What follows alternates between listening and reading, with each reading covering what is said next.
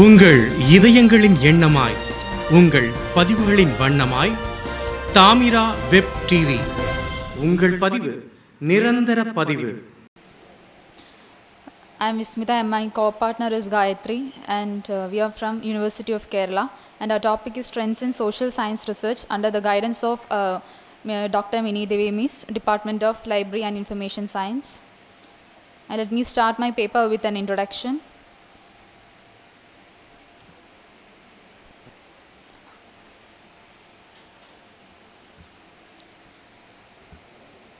Social science research is a scientific study of society. Specifically, social research examines a society's attitudes, assumptions, and beliefs, and their trends, and their stratifications. Stratification is the level of society. We are categorizing people under several factors like their political view and economic, like that, and their rules. The scope of social science research can be small or individual. It can be ranged from a single person to a large or a group of people also. Social research include a lot of categories. It's a vast, expands like a sea, like a lot of things, poverty and racism, class issues, sexuality, voting behavior, gender constructs, policing and criminal behavior, etc. and etc. It includes that how humans interact or how they are affected by certain aspects of life such as policies, and falls under a spectrum of social research. And next is the history of social science research. Teaching and research in social sciences started in India with the introduction of the modern university system in the later half of the 19th century. Social sciences formed a part of higher education system in line with the British tradition of liberal education. In the beginning, education in social science is naturally aimed primarily at the dissemination of concepts. How do we spread our ideas and concepts into public? That is the main aim of our researchers.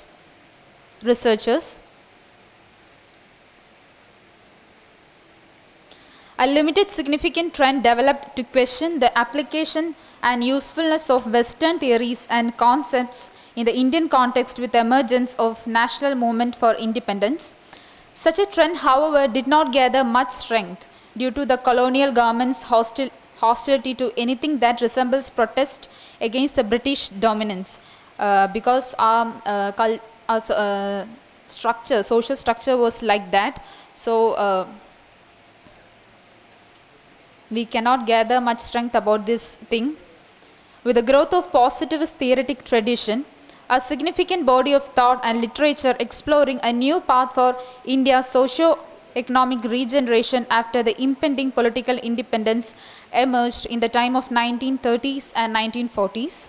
This development was substantially influenced by academic and political exposure of Indian intellectuals and their ongoing socialist development in the Soviet Union on the one hand, and the rise of Mahatma Gandhi and the political and intellectual science in India on the other. And next is how much importance we have to give for our research, specifically social science research.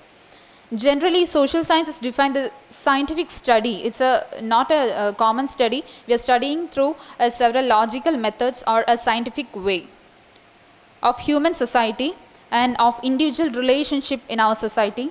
Social science have more roles in shaping and of course reshaping our society. In every society, the making of policies is only through the trained observation and interpretations of different social scientists. One of the major functions of the stream is to describe various phenomena of our society. Whatever kind of social science on practice, descriptive task is most important, and also the practitioners of social sciences will have to concern themselves with gathering and building data on the basis of analytical and also interpretative way. Another most valuable potential of the social sciences lies in their capacity to develop significant propositions which have sound theoretical basis and also amenable to test by verifiable studies. A social scientist can shape and reshape the society through a variety of roles. And next is the functions, main functions of social science research. The discovery of facts and their interpretation on the social mysteries through experiments. Diagnosis of problems and their analysis led to appropriate remedial actions. And the result and actions, because the main aim of any research, it's not about a social science research. We have to find a fact through our own strategic intuition, and we have to think that it's not like it's not constrained about the thinking of our way. We have to spread that ideas into our society and have to make a design how we can implement into the social strategies to resolve some kind of problems. And next is systematization of knowledge and control over social phenomena, prediction and ensures order among social facts, development planning, social welfare, identification of research problem, the research gap that you intend to narrow, literature review, specify your purpose of your research, determine the specific research questions, formulate your hypothesis attestable prediction which designates the relationship between two or more variables, select suitable methodology, it's very important, data collection, and analyze and interpret that data, and report and assess the research results, and communicate the research findings and recommendation for our further research. And next is there are several trends in social science. I mentioned here about 7 trends. The first trend is strategic intuition. Strategic intuition, as William Duggan describes, that it is a creative spark in our human achievement. He states that behind every story, major advance is the turning point where someone has a useful idea that changes the field or starts a new one. It cannot taught by any others, and we have to find that intuition or spark about our research in our mind. Sometimes we stuck about one night or under the shower, in any time we can find that intuition, and we can connect the spots in our mind and find it in our own way. He emphasized that it is very different from ordinary intuition. Strategic intuition is the opposite. It's a thinking, not a feeling. It will be a deliberate effort by a research scholar to develop a skills of strategic intuition. And next one is exploit latest digital tools. There are a lot of digital tools we know.